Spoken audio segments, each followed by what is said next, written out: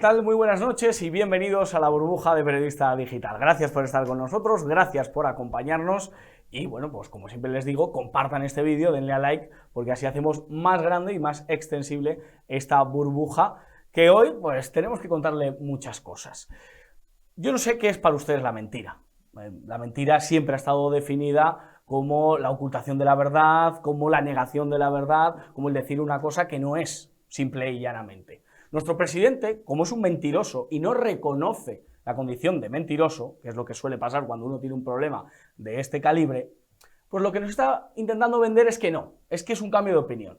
O sea, los mentirosos del PSOE que nos dijeron que no había crisis y nos dijeron que solo había una desaceleración y que estábamos en la Champions League de la economía, ahora son los mismos que nos dicen que no mienten, que a la hora de sus pactos, a la hora de sus políticas, a la hora de su endeudamiento, a la hora de su manera de hacer las cosas en el gobierno, pues que no nos han mentido en nada. Miren, hay que tener la cara de cemento armado, la conciencia más dura que, bueno, pues en este caso los presidentes que han ido antecediendo a Pedro Sánchez, porque la mentira no solo la encarna Sánchez, parece que la encarna todo aquel que asume la Secretaría General del Partido Socialista. Un partido mentiroso, porque su historia ha sido mentirosa, porque nos han mentido desde el principio de su fundación.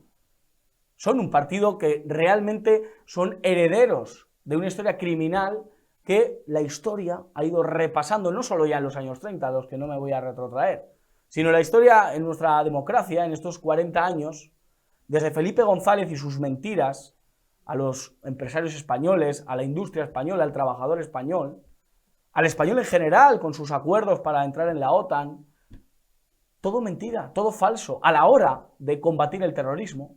Después Zapatero, que ya dijo, ¿para qué combatir el terrorismo? Mejor me encamo con él, mejor me acuesto con él, mejor negocio con él.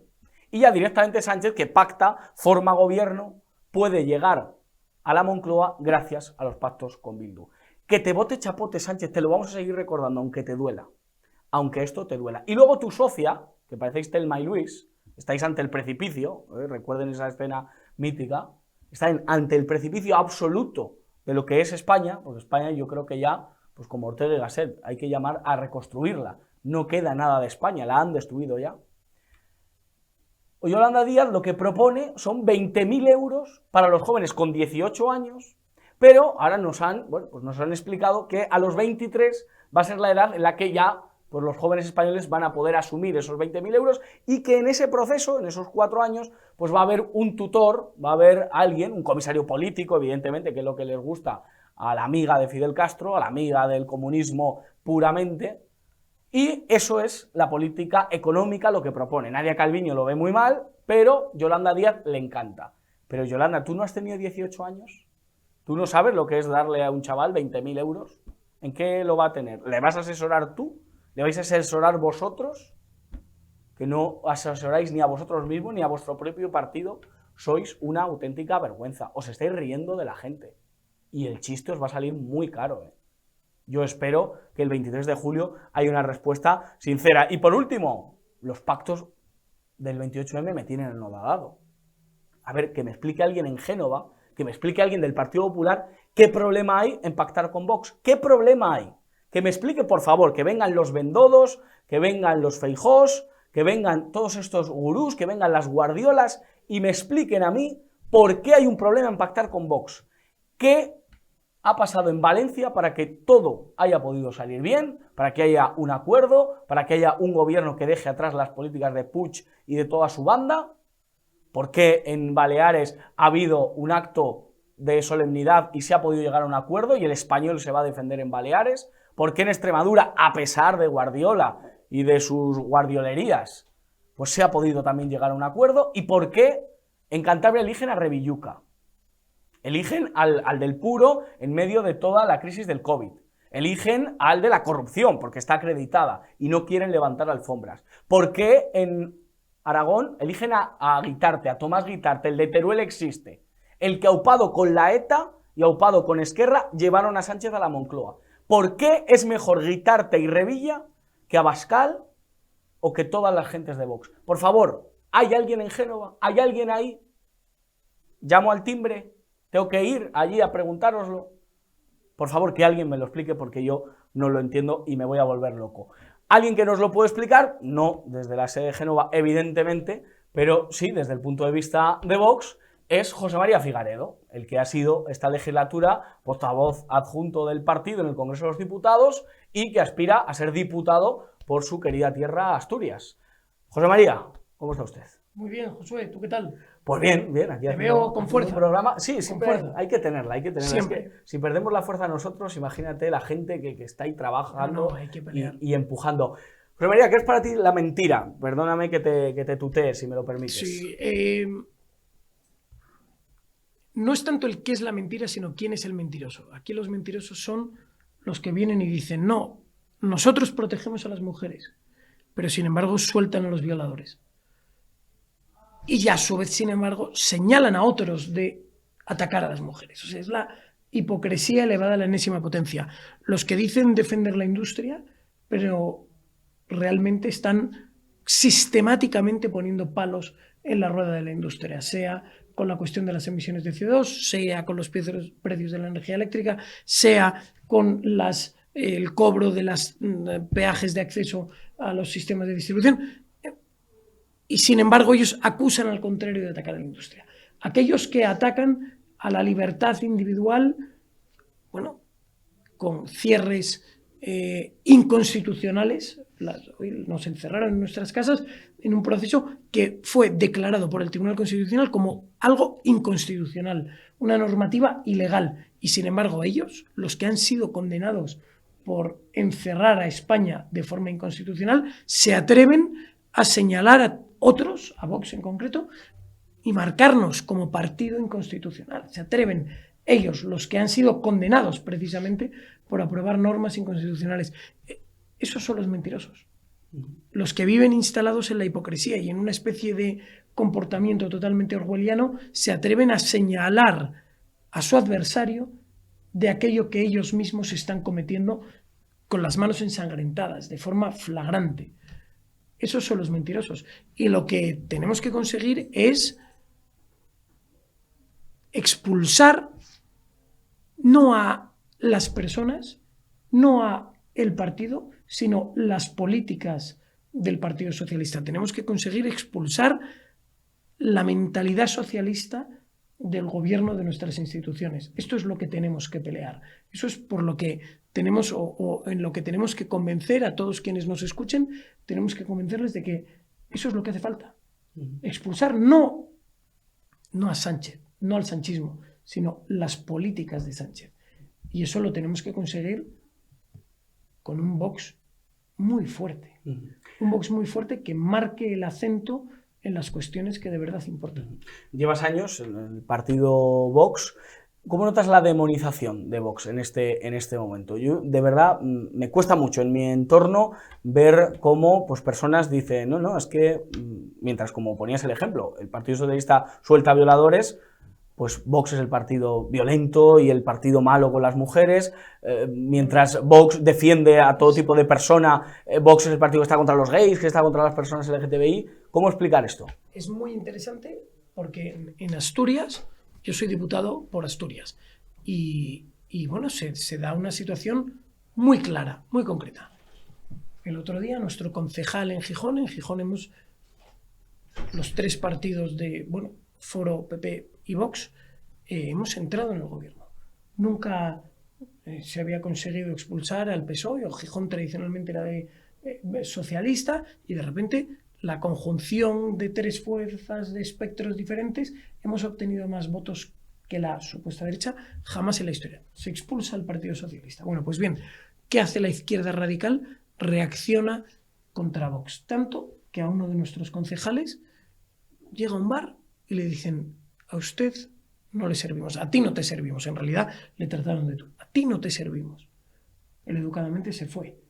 Pero a ese punto llega esa demonización. Ellos señalan, Adriana Lastra, candidata por el PSOE de Asturias, señala y dice, esto es el pacto de la vergüenza, esto es lo malo, Vox son asesinos. Y acto seguido a nuestros concejales les expulsan de restaurantes. El otro día, en un mitin de Abascal en Gijón, precisamente, después de estos señalamientos, después de estas cruces que ponen sobre Vox, se concentran, bueno, pocas personas, pero unas cuantas, a vociferar, a gritar consignas guerra civilistas, gritaban no pasarán, no pasarán, gritaban asesinos, gritaban fascistas. Es que esto es lo que se consigue. Cuando los políticos y la izquierda radical señala, luego las turbas violentas atacan. Entonces, en el fondo, ¿quiénes son los culpables? Los culpables son los que señalan. Los culpables son aquellos que se atreven a demonizar públicamente y a señalar y a marcar y a pedir públicamente que se ataque a Vox, como si fuese un partido criminal. No, los criminales son ellos. Los criminales son aquellos con los que pacta precisamente el Partido Socialista, porque no nos olvidemos, el Partido Socialista se sentó a firmar acuerdos con Bildu. 400 asesinatos de ETA sin resolver y casualmente 40 condenados por delitos de sangre en las listas de Bildu. Y sin embargo nadie ha confesado. Y yo digo, oye, ¿por qué el PSOE, por qué no Adriana Lastra, cuando se sentó a negociar con Bildu, con Otegi, con los asesinos, por qué no pidió, como una parte de ese acuerdo, oiga, entreguen ustedes, den ustedes información, entréguense, confiesen? ¿Por qué no lo piden? ¿Por qué a ellos les blanquean? ¿Por qué Bildu es como está santificado y Vox, sin embargo, un partido plenamente democrático, un partido educadísimo? Nos insultan, nos echan de los bares educadamente. Oye, nos vamos. Han denunciado a una de nuestras concejales, han incendiado el coche de un concejal de Vox en Ciudad Real. A nuestros concejales en Cataluña los tienen señalados, marcados a sus familias. Esos señalamientos son estimulados y acentuados y estimulados y incentivados por el Partido Socialista. Y sin embargo luego los marcados, los señalados, los malos somos nosotros. Es inaceptable. Es tremendo. Vamos a ver unas imágenes, porque quiero preguntar qué se siente al ver esto. A mí me ha dolido muchísimo. En un festival, en este caso en Cataluña, estos han sido los gritos que, bueno, pues se han vertido, en este caso, contra la nación española, contra España. Festival en una localidad de Cataluña, no vamos a dar publicidad al festival, porque ha alentado, ha amparado y ha permitido que miles de jóvenes, en este caso los que estaban allí, pues gritasen puta España. Me duele decirlo. Vaya. ¡Puta España! ¡Puta España! ¡Puta España! ¡Puta España! ¡Puta España! José María Figaredo, la juventud, por un lado, grita en este acto puta España, pero por otro vemos que es la que más va a votar Vox. La juventud de 18 años, la que está a punto de votar, la que Yolanda Díaz le ha prometido 20.000 euros, va a votar a Vox. Tú que pisas la calle, ¿cómo ves a la juventud? ¿Te duele ver estos gritos? ¿O te anima a ver que hay muchos jóvenes que dicen viva España sin problema y a pesar de esa demonización de la que hablábamos, pues oye, están contentos de llevar su bandera y de estar orgullosos de ser patriotas? Hay que analizar varias cuestiones. Por un lado, hay una parte de España que lamentablemente vive manipulada por esta izquierda radicalizada, por esta izquierda que señala, por esta izquierda en definitiva criminal.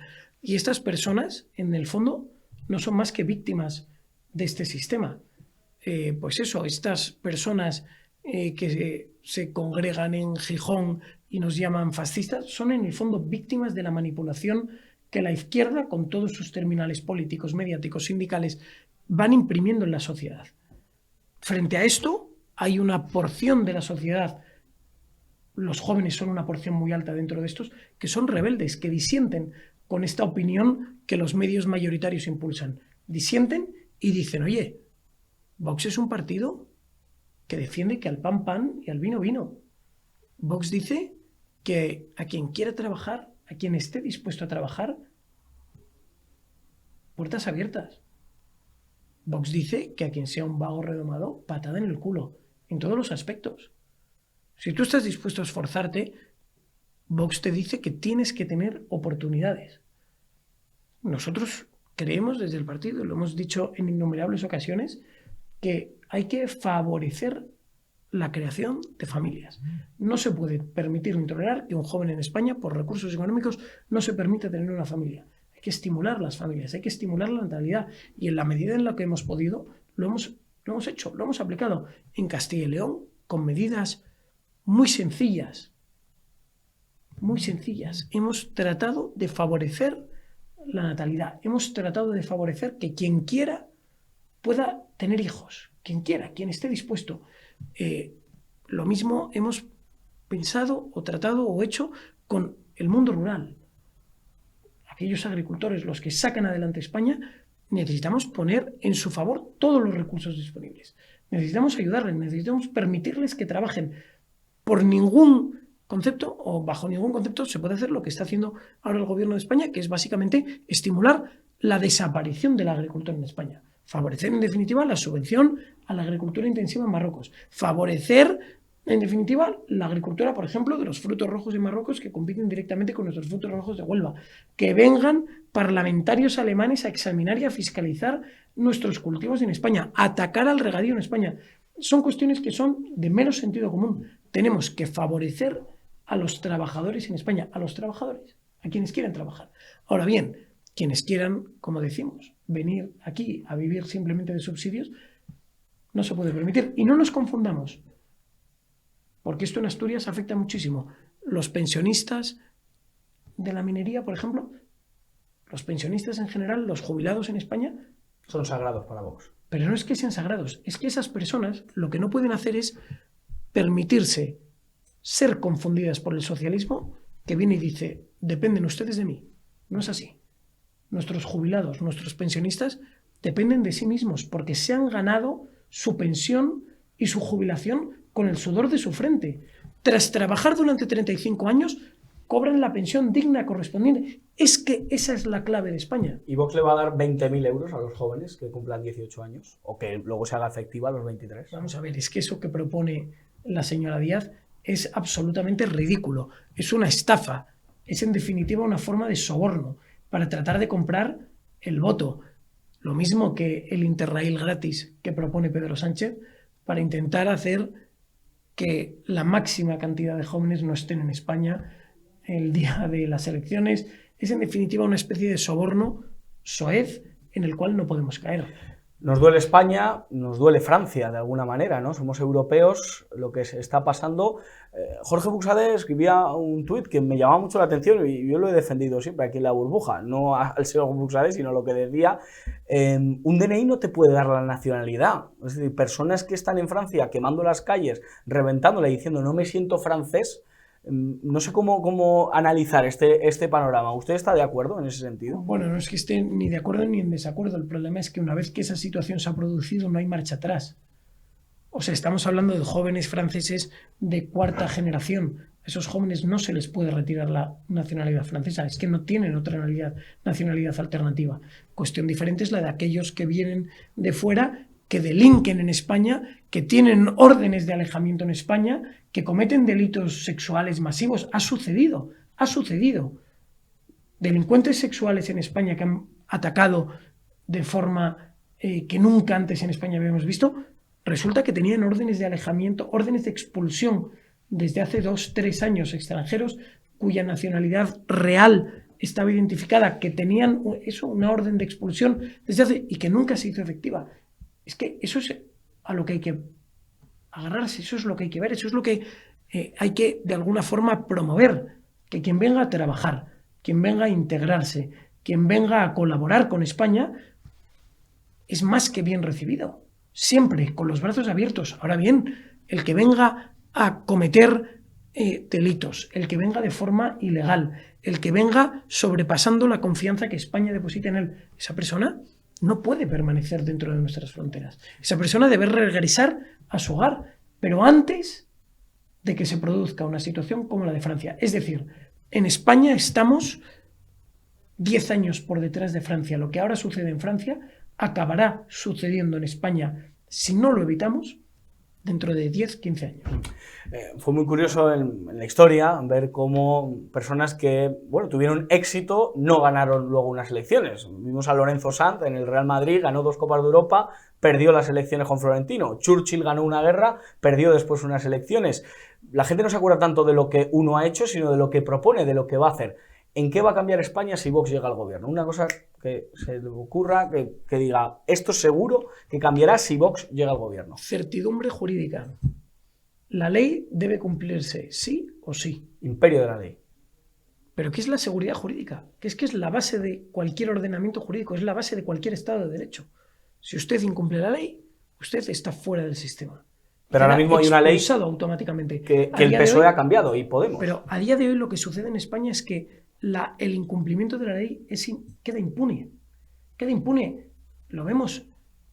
El señor Griñán, sin ir más lejos, una de las mayores condenas por fraude de dinero público de la historia de España. El señor Griñán es culpable del robo de 600 millones de euros en Andalucía y, sin embargo, su condena ha quedado en suspenso con la aquiescencia del Partido Socialista. Es que es absolutamente inaceptable. Quien vulnera la ley, quien incumple la ley, debe cargar con todo el peso de la ley, en todos los aspectos. ¿Qué tal la relación con el Partido Popular? Ha sido diputado 4 años. ¿Qué tal esa relación a nivel político después de los pactos del 28 de mayo? A nivel político discrepamos en cuestiones, en muchas cuestiones. Evidentemente estamos muchísimo más cerca del Partido Popular que del Partido Socialista, del cual tenemos una distancia infinita. ¿Qué es lo que más rabia le da del Partido Popular? Bueno, no es rabia, es simplemente esas oportunidades que ha tenido con mayorías absolutas de cambiar el curso de la historia de España y decidieron no hacerlo. Y lo peor es que ahora nos encontramos ante la misma situación. Un Feijóo que dice que la ley de memoria histórica no le parece mal, que la ley de memoria democrática veremos, que la sentencia del Tribunal Constitucional respecto al aborto le parece bien, que el Partido Popular evoluciona. Al final lo que vemos es, un Partido Popular que tiene, como decimos, muchísimas cuestiones en las cuales el Vox no están de acuerdo.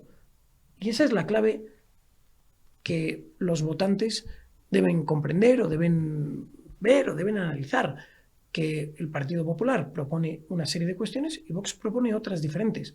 Cada cual deberá buscar quién representa mejor su voto. Pero deben entender que si votan a Vox, votan para que se defiendan las ideas y las propuestas que van en nuestro cartel. José María Figareda, muchísimas gracias. Me va a permitir que le haga una pregunta un poco personal. En La Burbuja siempre tenemos sección cultural y hoy tenemos sección de rock, mañana sección literaria, sección de cine. Si tuviera que elegir una canción, un libro y una película de su vida, ¿cuál sería para que la gente le conozca más? Uf. Qué difícil. Es la más difícil la pregunta. Qué difícil.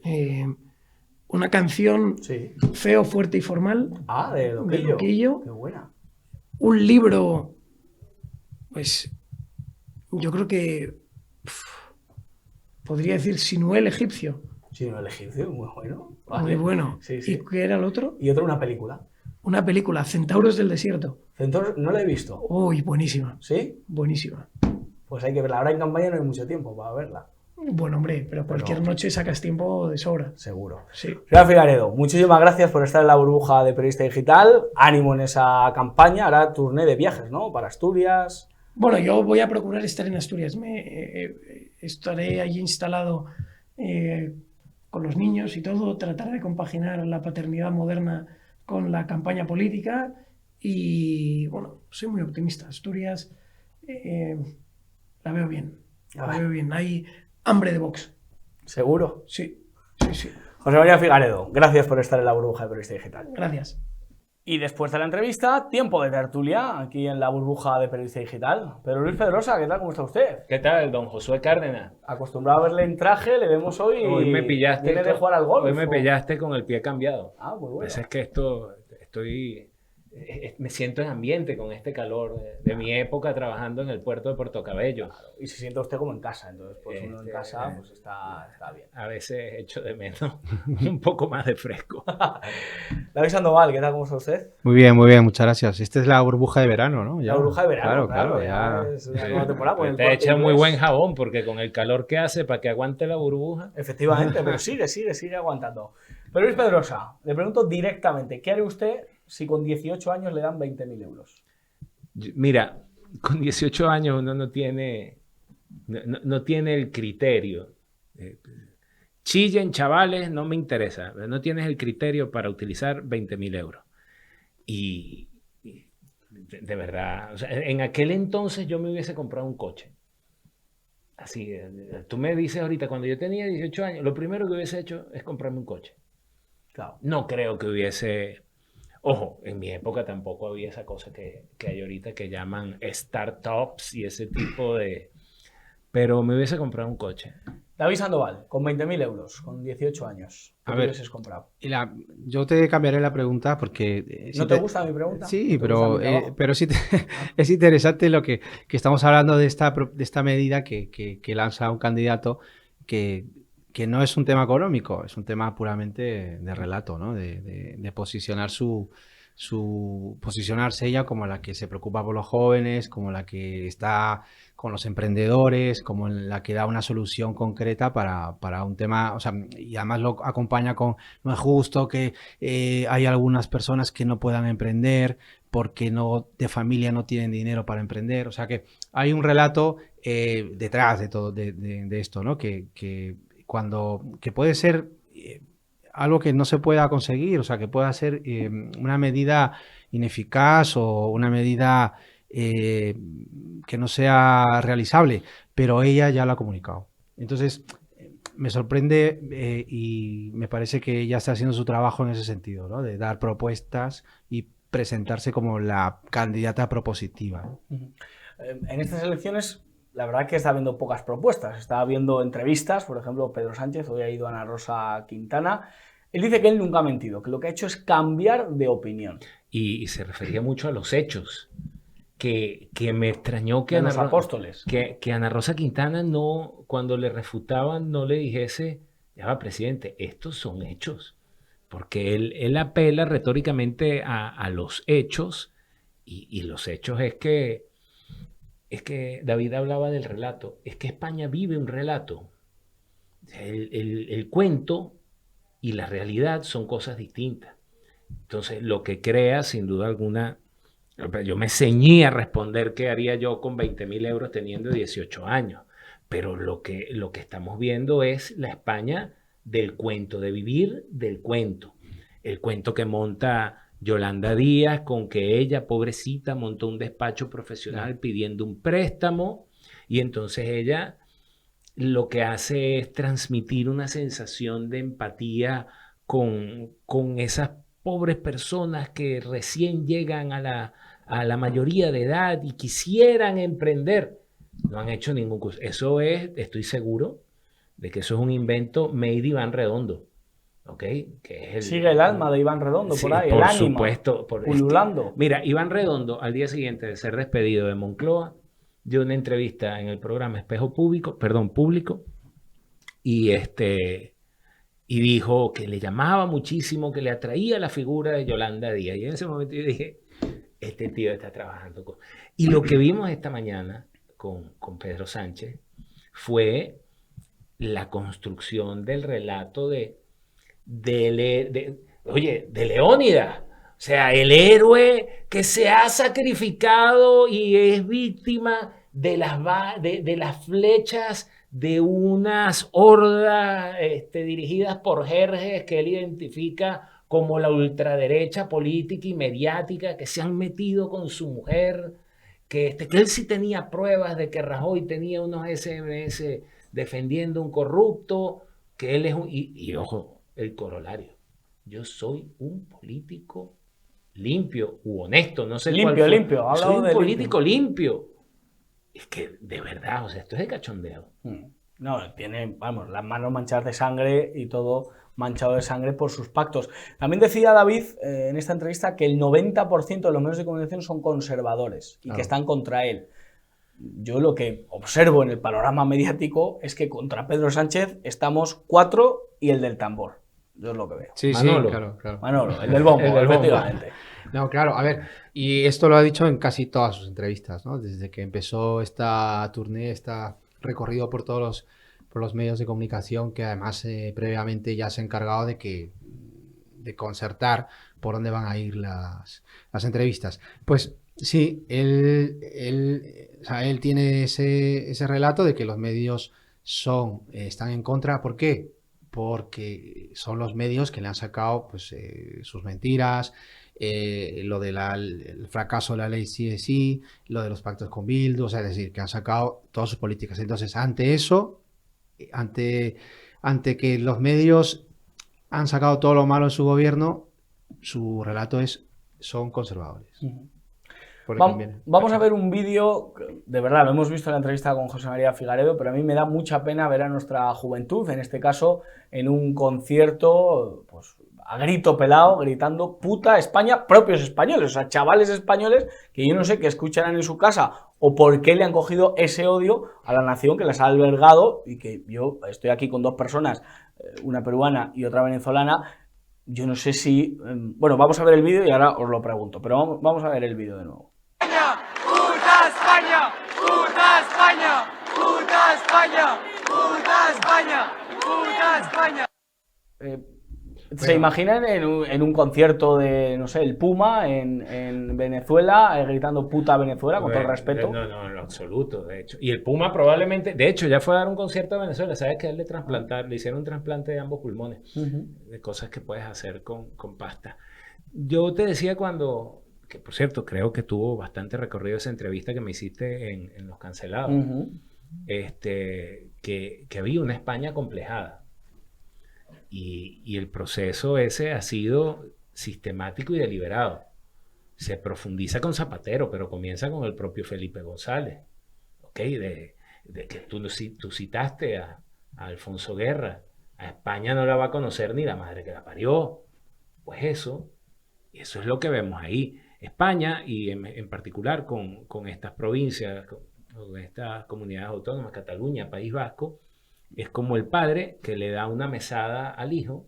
Una mesada, perdona. Una mesada. Una paga mensual, sí, ¿verdad? sí, Pero el hijo está en la universidad y broma, y le pasa 100, 200 euros. Y el hijo guarda la mesada para comprar una pistola para ir a por el padre que se le está dando. Me explico, para atentar contra el padre. Eso es Cataluña.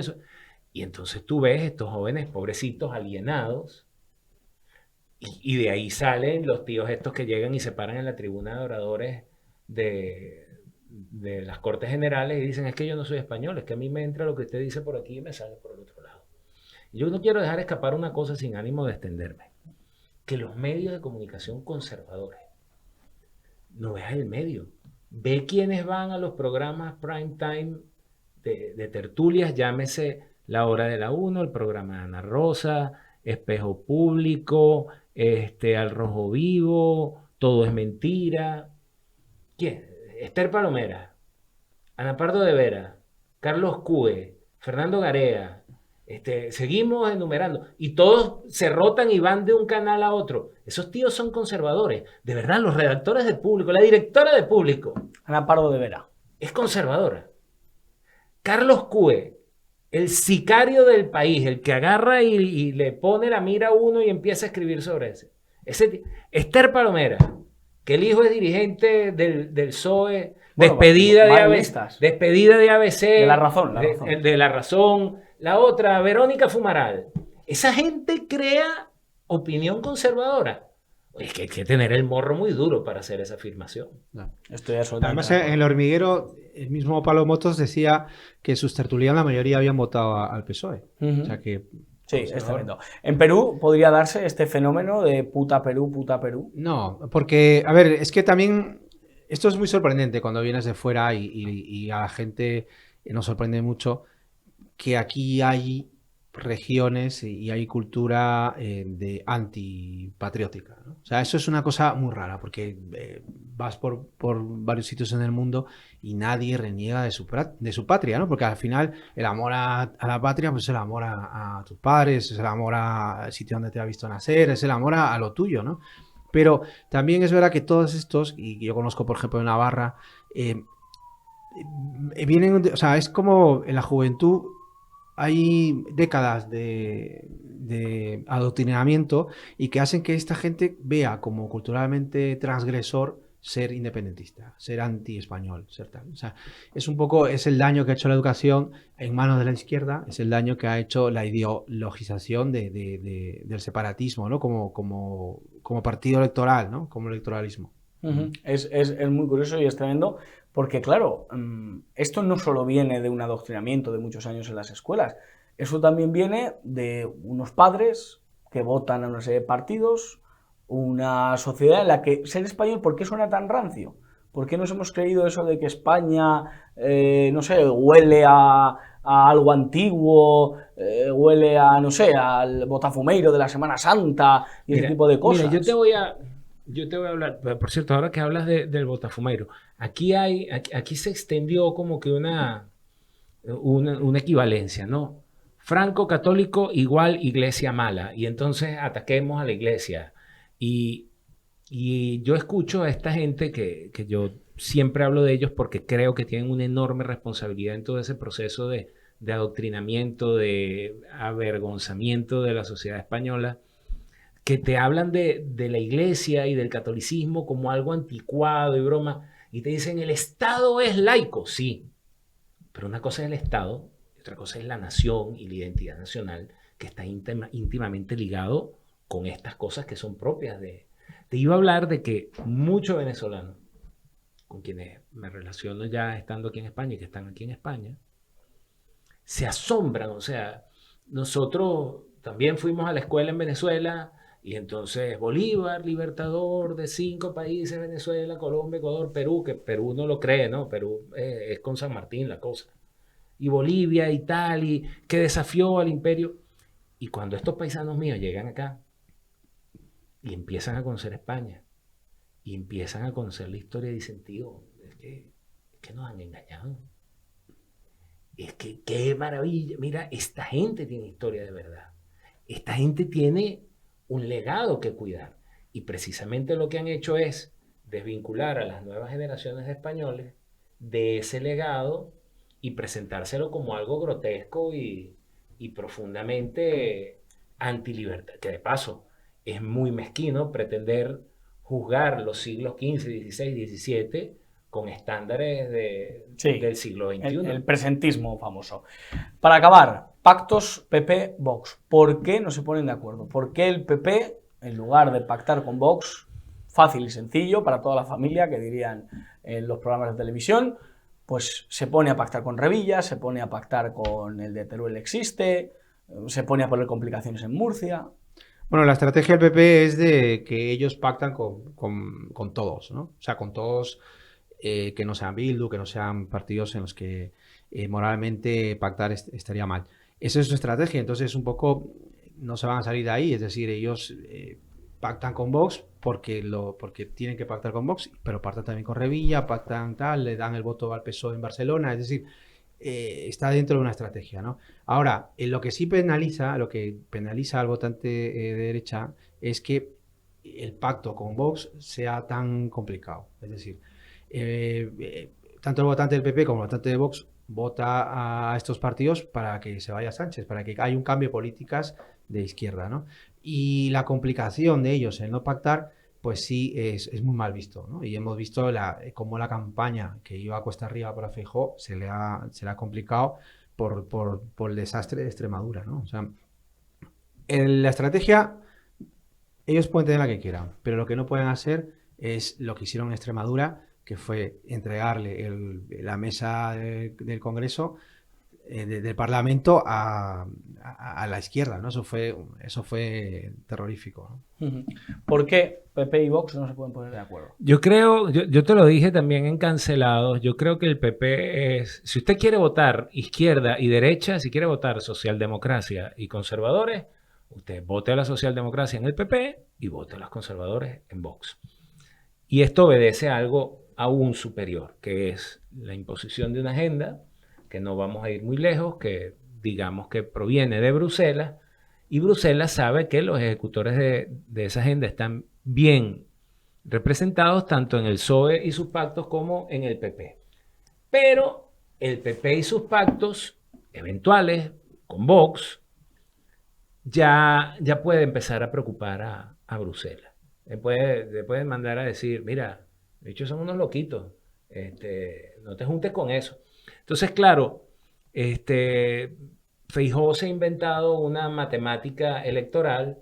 Él aparece en programas diciendo, fíjate que aquí hemos pactado porque aquí los necesitábamos, pero aquí teníamos 12, no llegaban al 12% y aquí eran Él se ha ido inventando como unas reglas que él utiliza que no se corresponden con lo que ha pasado en Extremadura y con lo que, por cierto, acabo de ver que publicaban que Vox iba a llevar la Consejería de Agricultura en Murcia, o sea que ya había como que acercamiento de posiciones.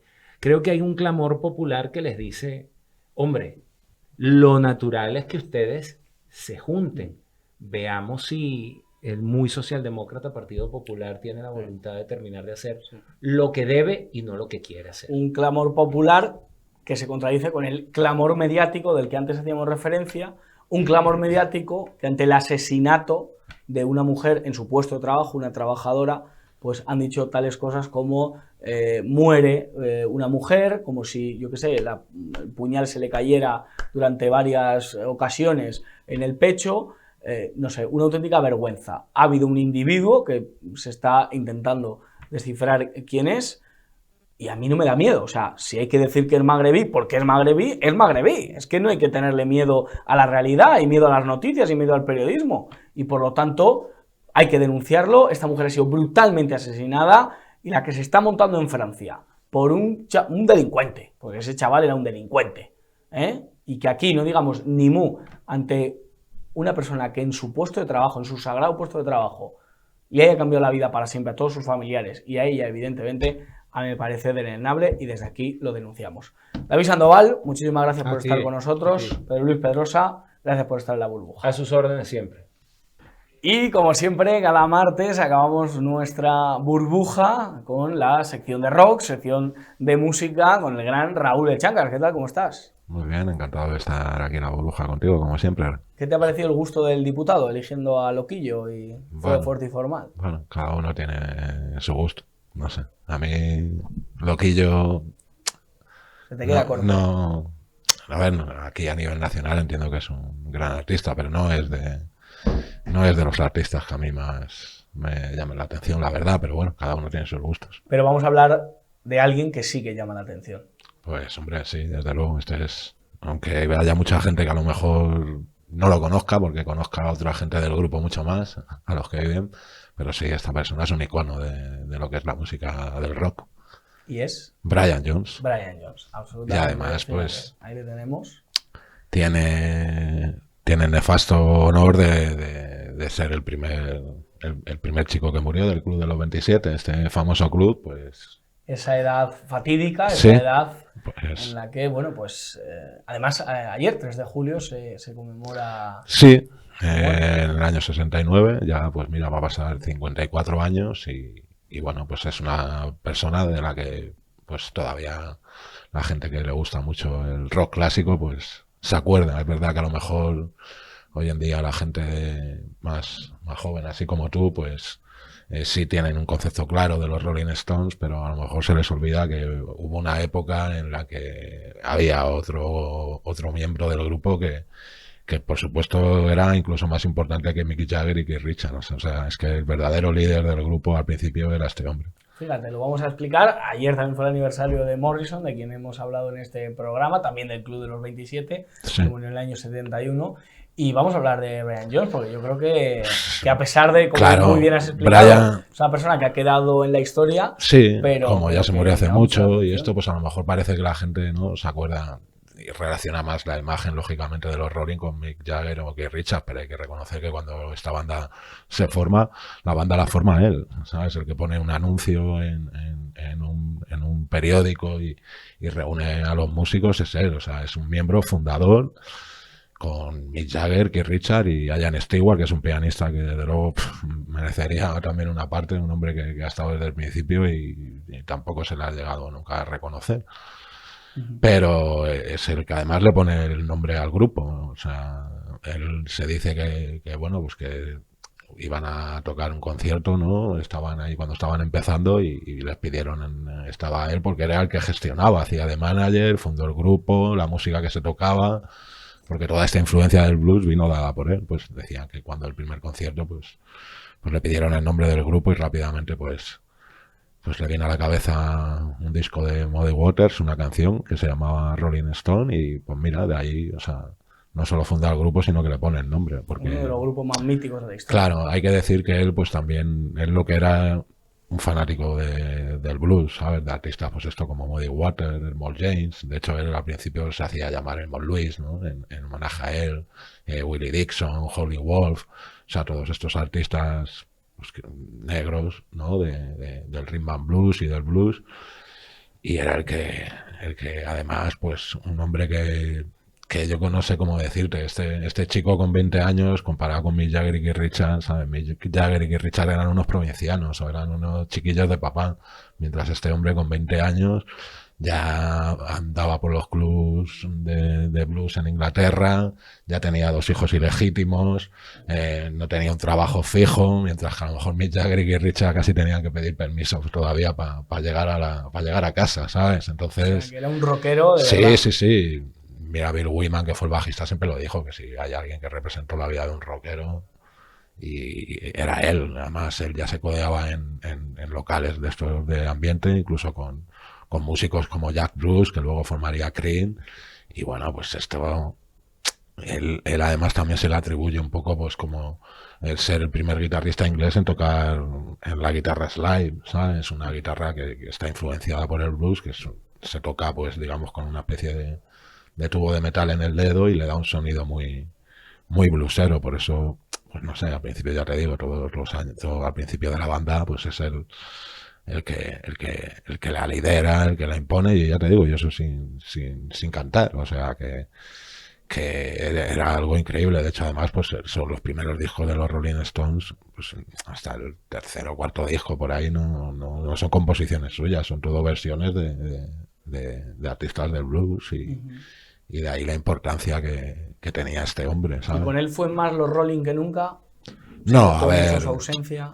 hombre, notar se notó, porque, a ver, un hombre que deja la huella que dejó, a ver, hay otra faceta de él, aparte de tocar muy bien la guitarra, no fue a lo mejor el más técnico que tuvo, porque eso a lo mejor sería Mick Taylor, pero fue un multiinstrumentista, ¿sabes? Es que este hombre enseñó a tocar la armónica a Mick Jagger, a Keith Richards le enseñó a ser mejor guitarrista al principio, entonces, pues, lo que pasa que luego, pues él digamos que cuando ya empieza la cosa a decaer es porque los Rolling Stones, pues ya, cuando ya empiezan a componer las canciones, las componen Mick Jagger y Keith Richards, y digamos que él a nivel de composición, pues no es capaz de hacer canciones como los otros, ¿no? Entonces, cuando ya empiezan a tener éxito los Rolling con canciones suyas, ¿no? Pues digamos que él ya se empieza a quedar un poco atrás, porque además ya no es una música tan blues como le gusta a él, ¿sabes?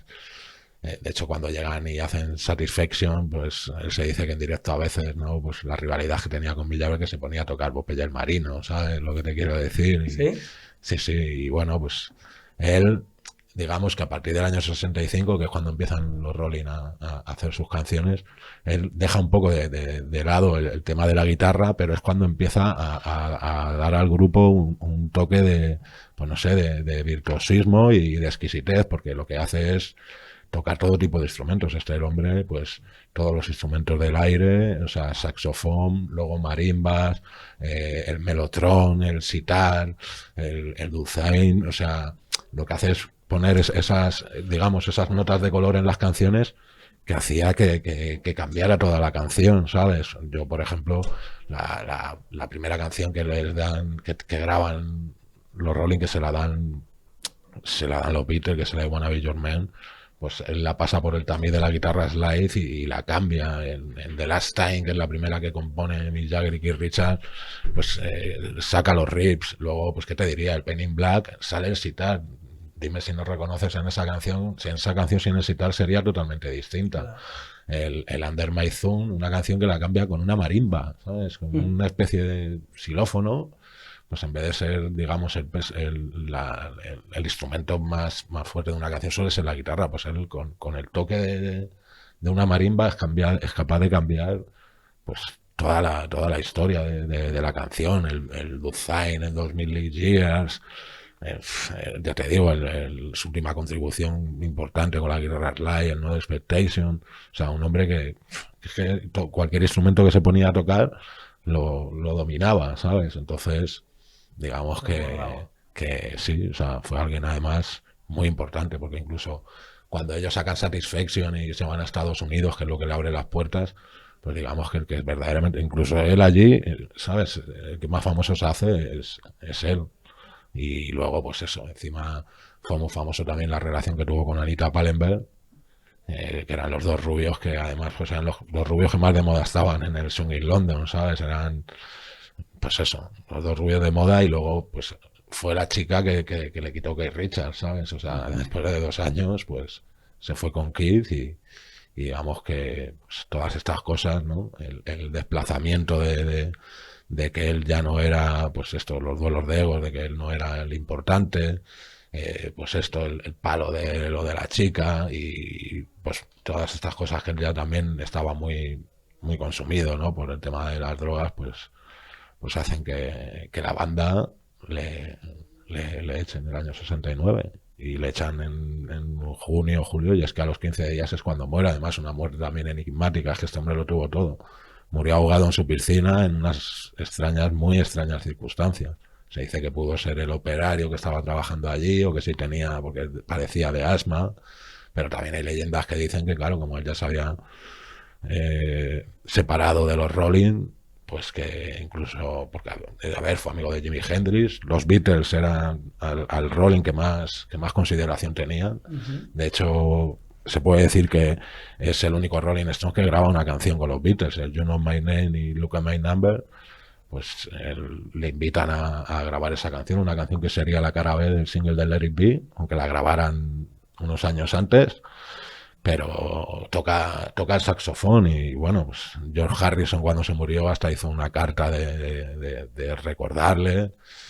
Y bueno, eso es lo que te digo, también decía la leyenda que si hasta las discográficas también querían en esto de que se hubiera muerto, ¿no? Porque decían que a lo mejor tenía idea de formar una banda con Jimi Hendrix y John Lennon, ¿sabes? O sea, que imagínate, y como que eso podía remover toda la industria musical y que eso no interesaba que sucediera. Hay misterio sobre la muerte. ¿Sabes? Sí, es todo un misterio que hasta el día de hoy no se sabe muy exactamente. ¿Y el motivo de la expulsión del grupo? Pues lo que te digo, el motivo, aparte, hombre, yo lo que pienso que, pues como esto ya, o sea, 2 gallos en un corral, ¿no? Pues mucho, ya 3, no. Y él, pues al no tener ya importancia en las composiciones de las canciones, pues es lo que te digo, él ya al pasar a un segundo plano, ¿no? Frente a Mick y aquí, pues, aunque él hace otros aportes musicales, digamos que él ya se desinteresa porque además la música de los Stones también se separaba un poco de lo que le gustaba a él, las raíces del blues. Pero vamos, yo creo que también una de las razones básicas de que le echaran del grupo, que para él no le importó, porque él decía que ya la música que hacían los Stones no le motivaba.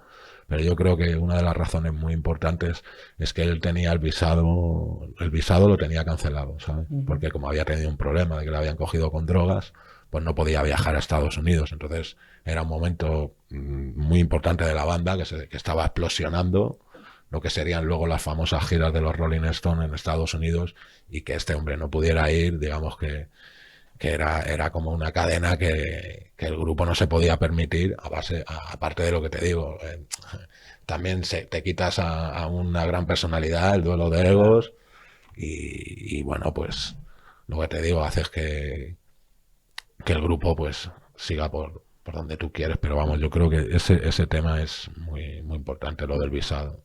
Claro.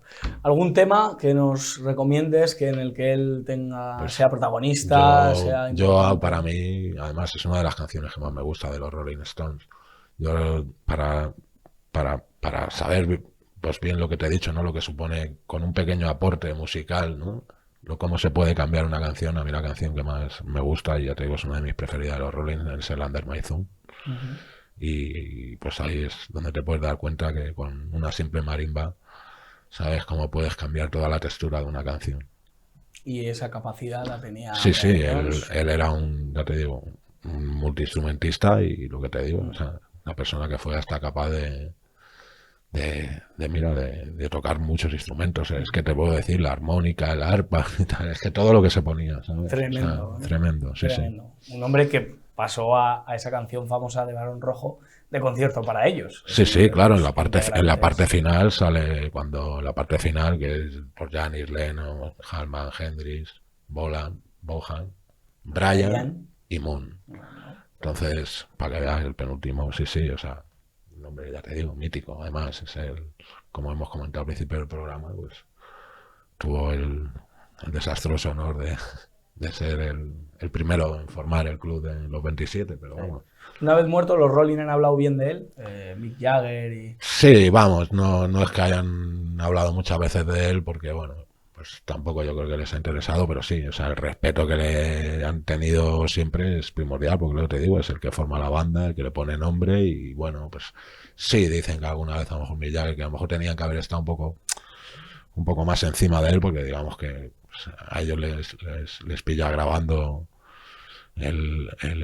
casi el Sticky Fingers, porque ya es el disco donde no sale nada de él, y les pilla ahí cuando les comunican que se ha muerto, y es verdad que, hombre, fue un impacto, ¿sabes? Y de hecho, pues el concierto que iban a hacer de presentación de Mick Taylor en el Hyde Park, pues al final, que fue un concierto gratis multitudinario, que fue muy famoso en Londres, en un parque de Londres, pues al final fue un concierto en honor a la muerte de él. Y bueno, pues Keith Richards, ¿qué va a decir? Un hombre que le virla a la novia, ¿no? Pues es lo que dice, que sí, que como músico le influenció mucho, y bueno, que también que tenía una personalidad, pues como eso lo han dicho muchos componentes del grupo, digamos, que era un poco como bipolar, que podía ser una persona en la intimidad a lo mejor muy tierna, muy encantadora, muy amable y tal, pero que luego a lo mejor, pues, en público, ¿sabes? De repente se volvía una persona, pues, muy antipática, muy alterada, es que no sé cómo, ¿sabes? Muy soberbia, Sí. y por estas personalidades que, pues eso, que te podía sacar de quicio también, ¿sabes? O sea, Pero también que han pasado a la historia. Brian Jones. sí. Raúl, Hombre, muchísimas gracias nada, gracias por a ti. hablarnos aquí en la burbuja de rock, y nosotros nos despedimos, como siempre, dándole las gracias a Marta García, nuestra jefa técnico, y diciéndoles que no se lo cuenten, porque ya se lo contamos nosotros. Alejen a los niños del televisor y aléjenles de Irene Montero. Que Dios les bendiga.